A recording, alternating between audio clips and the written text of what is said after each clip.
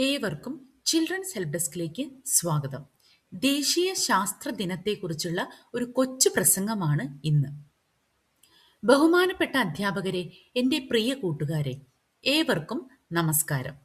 ഇന്ന് ഫെബ്രുവരി 28, ഇന്ത്യയുടെ ശാസ്ത്ര ചരിത്രത്തിലെ സുവർണ ലിപികളാൽ എഴുതപ്പെട്ട ദിവസം. പ്രകാശത്തിന്റെ വിസരണത്തെക്കുറിച്ചുള്ള സുപ്രധാനമായ രാമൻ ഇഫക്റ്റ് ലോകത്തിനു മുൻപിൽ അവതരിപ്പിക്കപ്പെട്ട ദിനം. ഭാരതത്തിന്റെ മഹാനായ ശാസ്ത്രജ്ഞൻ സർ CV രാമന്റെ ഈ കണ്ടുപിടുത്തം പിൽക്കാലത്ത് ശാസ്ത്രലോകത്ത് വലിയ മാറ്റങ്ങൾക്കാണ് വഴിതെളിച്ചത്. വെറുമൊരു ആഘോഷം എന്നതിലുപരി ശാസ്ത്രത്തെ നമ്മുടെ ദൈനംദിന ജീവിതത്തിന്റെ ഭാഗമായി കാണാൻ ഈ ദിവസം നമ്മെ ഓർമ്മിപ്പിക്കുന്നു.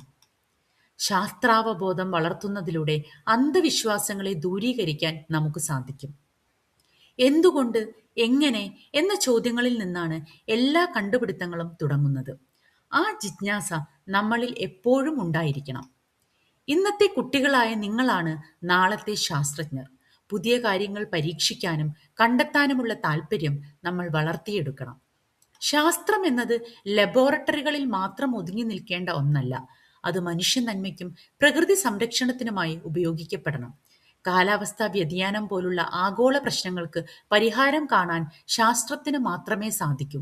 ശാസ്ത്രം പുരോഗതിയുടെ ചാലക ശക്തിയാണ് എന്ന് തിരിച്ചറിഞ്ഞുകൊണ്ട് അറിവിന്റെ പുതിയ ലോകങ്ങൾ കീഴടക്കാൻ നമുക്ക് ഒരുമിച്ച് മുന്നേറാം.